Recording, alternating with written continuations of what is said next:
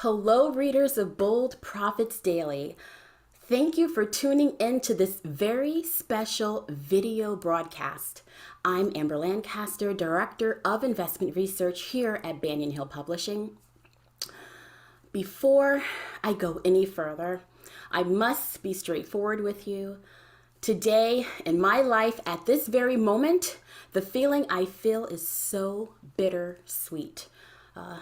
This past week, I learned that I will soon have to send a fond farewell to a person that I found to be an inspiration to me in my life, and especially in the investing world. I'm speaking of my dear friend and colleague, Paul Mampilli. Over the past few years, I've had the privilege and the honor to work with Paul every day. From his futuristic views of the world of investing to his fun and futuristic specially made t-shirts. With Paul, what you see is what you get, and what you get is a gem of a human being. Behind the scenes, Paul and I developed a wonderful friendship. He actually would ship me his favorite candies from a chocolatier in Miami, and I would ship him fresh mangoes off my fruit trees. So I will miss working with him day to day. I certainly will. And he's a genuine, forthright, and downright enjoyable person to work with. And I have nothing but abundant blessings that I want to grant him with as he soon retires from Banyan Hill and pursues his next life endeavors. And I do hope that our paths cross again. So once I learned that Paul was retiring from Banyan Hill, the first question that came to my mind was about you, our wonderful Bold Profits readers. Who can possibly step in and be gifted the reins of leading our readers into the next phase of investing? Well, I'm happy to share that Paul and our CEO handpicked that person. And that person I've actually known for over 4 years. He leads the Winning Investor Daily team at Banyan Hill Publishing, and his name is Ian King. He's joining me today to chat about what he thinks of this new venture of helping not only his dedicated readers at Winning Investor Daily, but now our Strong Hands Nation, our Bold Profits Daily readers. He's here to share the investing desires of his heart with all of us. So without further ado, let's meet Ian King. Hello, Ian. How are you today? I'm doing good, Amber. How are you? I am well. I'm so glad that you're able to join me today. And I just must share with everyone before I even begin, that in my conversations and interactions with this gentleman right here, Ian, over the years, I always come away with the same feeling every single time. I find Ian to be not only down to earth, but Ian is brilliant. So Ian, before we get into a more serious discussion for this video, I actually like to break the ice if that's okay with you. You have a couple of minutes. Sure, but I also want to say, Amber, thank you for your kind words. Like, I'm so flattered. And I just want to also say that today is a very bittersweet day for me as well. I mean, Paul is an absolute legend in this space. He's been somewhat of a mentor to me as I joined Banyan Hill, after him. And I know that I've got huge shoes to fill here. So I'm going to give it my best. No one is going to be Paul, but you and I are going to work together to develop, deliver the same type of research and product that your subscribers have expected from you. Oh, thank you for saying that, Ian. I couldn't agree more. So glad you're here with us. So glad that you're going to take these reins, and I know you'll do your utmost. So, Ian, I like to just get a little feel of who you are on a fun, not so serious side. So my first question to you, Ian, if you were given a choice of a car, because I'm a gearhead, Bull Profits Nation is that, your choice is a Jeep, a Jaguar, a Tesla, or an Audi. Which car would you choose? Oh man, this is an easy one for me, Amber. I am a Jeep guy. Okay. Yeah. I lived in Nicaragua in 2014, and I had an 82 Toyota FJ40. which Those are is an amazing diesel engine. And the thing had gripper tires, could climb over everything, get me to any surf break that in the entire country. It broke down a lot, but I'd have to hitchhike my way to the local gas station to get a tow truck to come pick it up. But I'm definitely a Jeep guy. okay. I love Jeep, so I'm there with you, Ian, actually. Awesome. So my second icebreaker question to you is, Ian, if you had a choice to take a walk in the park, a walk or a play on the beach, or actually take a hike in a pristine, beautiful wooded area, what would you choose? Well, I'm also a beach person. I mean, can I take a walk on the beach? Yeah, you Not can just play on the beach? Okay, I take a walk on the beach for sure. Okay. Well, that's beautiful. Who cannot get a more beautiful time than on the beach? So, Ian, thank you again for joining me today. Just have some questions so people All right, all get let's to know you talk. better. So, my first question, of course, is if you can just tell us about yourself. I understand that you're a former hedge fund manager. So, I'd just like to hear about your career pursuits and what brought you into the finance and investing world. How much time do you have? All the time. Okay. So I come from a very unconventional background. I mean, somewhat traditional finance, but have done some entrepreneurial work on my own. I would kind of define myself as someone who likes to think outside the box and do things sort of out of the ordinary. Yeah. I studied pre-med and psychology in college, but I went to work for Salomon Brothers. I went from basically pre-med to finance, Wow. and started basically as a desk clerk on the mortgage bond trading desk at Salomon Brothers, which at the time was, sort of the cream of the crop on Wall Street. I had the opportunity to basically float around every single fixed income trading desk, learn all the products. I wound up in credit derivatives for 2 years. But then I decided that I wanted to take a little more risk for myself. And I actually left the Wall Street bank to the chagrin of my superiors, who were like, "What are you doing? You're on the track here. You shouldn't leave." And I decided I just want to go be a prop trader. So I took basically the investment savings I had made at my years at Salomon Brothers and put it up at one of these bucket shops on Wall Street and lost it in the first couple of months. Okay. But in this business, it's losing is that what teaches you the things you shouldn't do. And I think that helped me improve my process and sort of start to understand the market a little bit better. From there, I ran a trading desk. I went back to work for another bank for a couple of years and realized that that's not what I wanted to do. So I set on my own, raised some money from some friends and family, started a little hedge fund, right, before the financial collapse. First couple of years were rough, but then we hit our stride. I did well enough that I could afford to take some time off, did some other pursuits. I started a rig washing company in the Marcellus Shale where we were going out and contracting with energy companies to actually do some oil services work. I started an NGO that operates in South Asia, which many people are familiar with. And thank you for the kind donations that have come in. We teach young mothers about the microbes that live in their environment that can be detrimental to their health and the health of their children. And then how did I finally wind up in the publishing industry? Well, I was living on the beach in Nicaragua and I just was reading every book I can about macroeconomics, trying to give myself the education that I didn't get when I was a pre-med major. And I started writing a blog about the philosophical underpinnings of monetary policy. And then I started getting very interested in cryptocurrencies at the time. Got picked up by Investopedia, published articles there for about 6 months, and then Banyan Hill found me and sort of plucked me out of obscurity and made me an editor. So now I'm here writing about tech trends and innovations and things that I just find really fascinating. Oh, Ian, I am just blown away. I love this process of your life and how it brought you here to us. That is just amazing. Oh, thank you. Emperor. So, Ian, I have to venture to say that, and you're dealing with the markets. I know you've seen all type of market gyrations. And I'd like to know what has been your experience as a trader when we're experiencing a market downturn of sorts. Sure. I like a bear market like this, you just have to learn how to survive. Okay. And that might mean cutting positions down, sort of trading around. When you have big down days, you buy, you sell on green, buy the dips, sell the rips. This is not, if you're thinking about if you're skiing or surfing or fishing, this is not like ideal conditions right now, obviously for the average investor. Yeah. But we see this through every cycle. The bad down bear markets like we have now eventually spring into the next fully blossom bull market that we'll see sometime in the future. And so now is the time to start making those decisions into what type of assets you think are going to outperform over the next 5 or 10 years. I've been through, let's see, bear market after .com.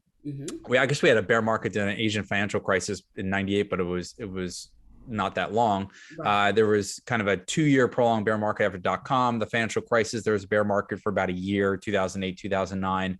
2015, we had a little bit of bear market. So we have them every, 5-7 years. Yeah. This one has gone on a little bit longer. We've been in a bear market since early 2021. So we're looking at about 18 months right now. But I think we're closer, to where the bottom is than where the top is, with given what's going on in the economy right now and how the market is already in bear market territory. So, the best piece of advice is do what you can do to stay in the game, because this is basically a war of attrition. There's going to be better times ahead. There will be another bull market at some point, probably in the next few years. Yeah. And you got to have capital available to be invested at that point in time. So that's the best piece of advice I can give. Oh, that's fantastic. I love that you mentioned capital. Capital is key. So Ian, regarding the core of your investing philosophy, I'd just like to understand how you see the investing world in its present state, and where do you see us going in the future, especially where we're looking future forward technology type investments. Sure. So the thing I love most about technology is the impact that it has on humans and society. And I believe that innovation is so important because it allows us to do more with less. Okay. We've always thought about the world as moving towards scarce resources, right? If you look at Malthusian economics, it's basically, you're going to run out of food or you run out of energy. Technology allows us to move to a world of abundance, and it allows us to educate more people, to feed more people, to provide healthcare for more people. And that is why, I believe from a moral perspective that technology is so important. The other thing is about technology is where there's a world where there's so much change and revolution and disruption, there's uncertainty. And in markets, it's uncertainty that you can make the most money. So from an investor perspective, there are things that we see in our world today all around us that we couldn't have imagined were possible 15 years ago. I mean, Amber, I just have to tell you, this phone, right? Yeah. I cannot leave the house with it.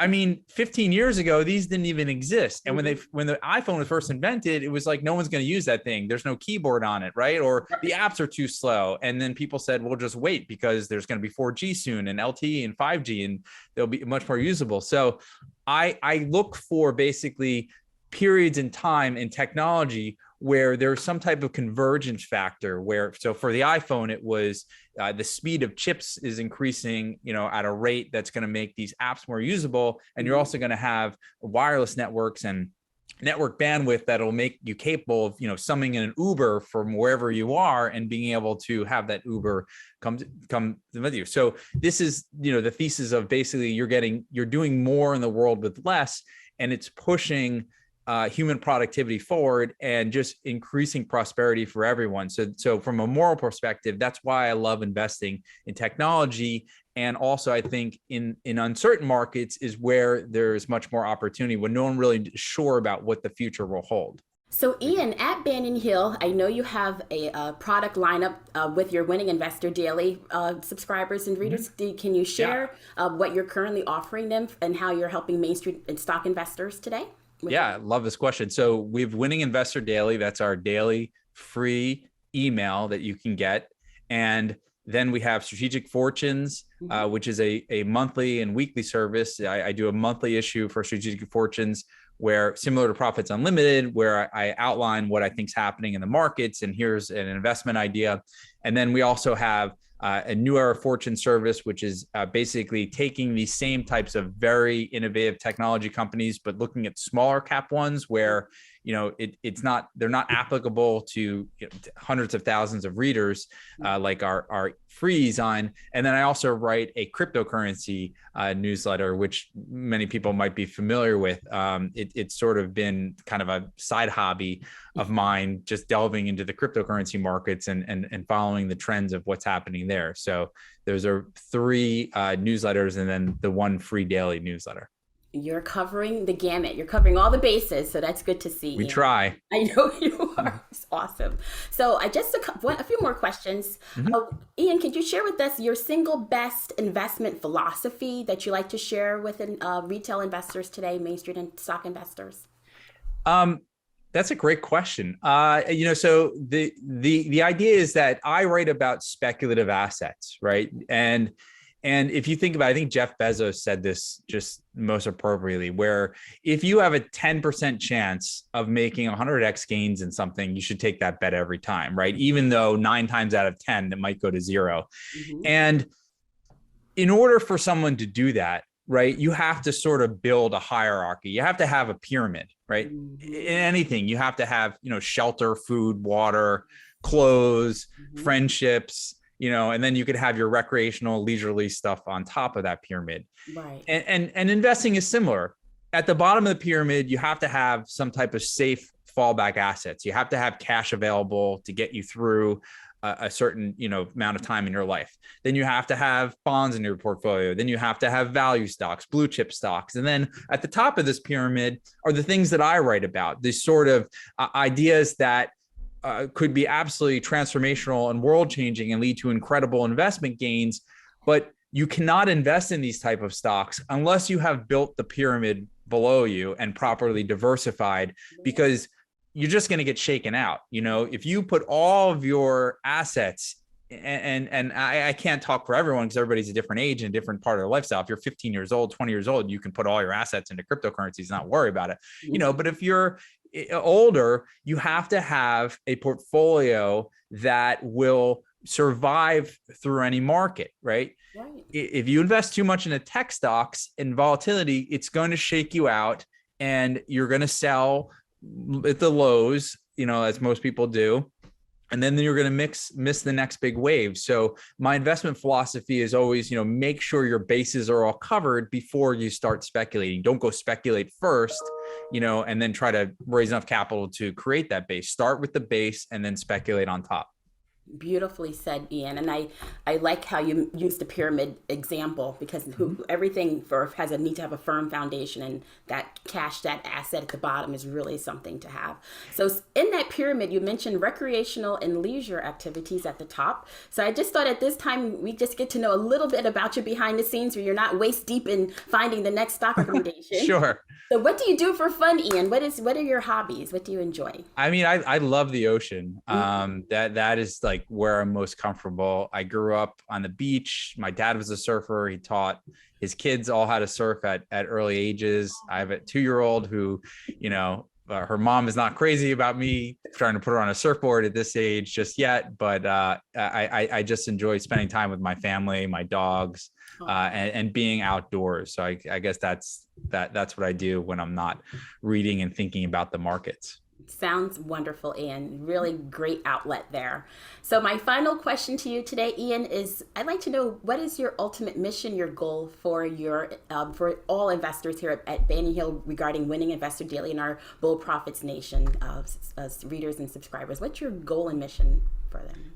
I want to help people think differently, and not necessarily teach them how to think, but what it is that they should think about, and from my perspective, watching the markets now for a quarter of a century, Mm-hmm. it's all about narratives, right? And I think that there are investment analysts who, are sort of like in the weeds, worried about like the numbers, Mm. and from my perspective, it's like, that means like any CPA could be a billionaire if that worked, right? Right. The market really comes down to fear or greed. Mm-hmm. People are irrational. They make irrational decisions. They get way more irrational than you can ever imagine.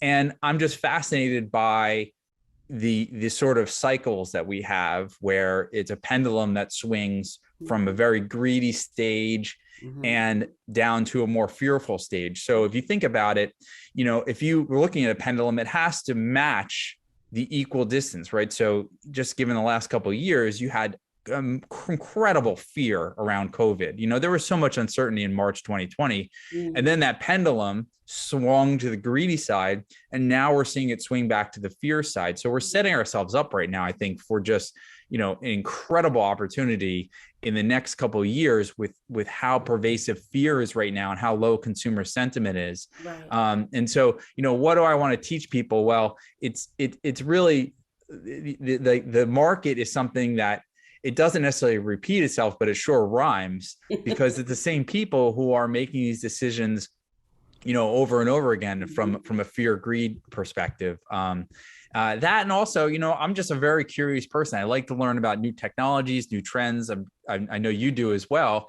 And I like to write about it. And I feel that I learn more by trying to teach things to people. And for me, that is very self-fulfilling. Like I've worked in jobs where I make rich people richer, on Wall Street. And now I just love helping the average mom and pop think about their finances, think about, stock ideas, thinking about their investments.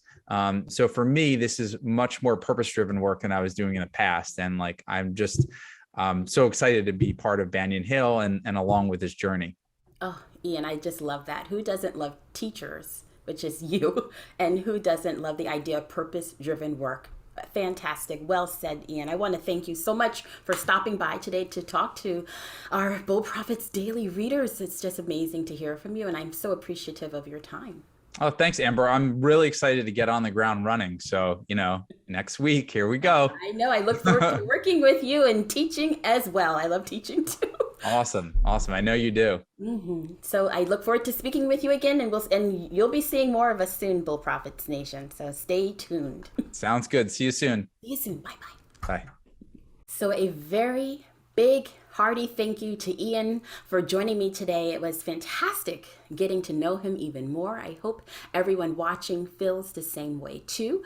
And thank you, loyal Bull Profits readers. You all rock. And no, starting officially this week, you'll be receiving insights from Ian and me from Winning Investor Daily. And if you'd like to reach out to Ian or me with any questions, please email us at winninginvestordaily@banyanhill.com. And know that you can follow Ian King and me on Twitter. Ian is at Invest with Ian, and I am at A Lancaster Guru. You can follow us for the latest stock news on future forward investing. So thank you for tuning in, everyone. And until next time, take care.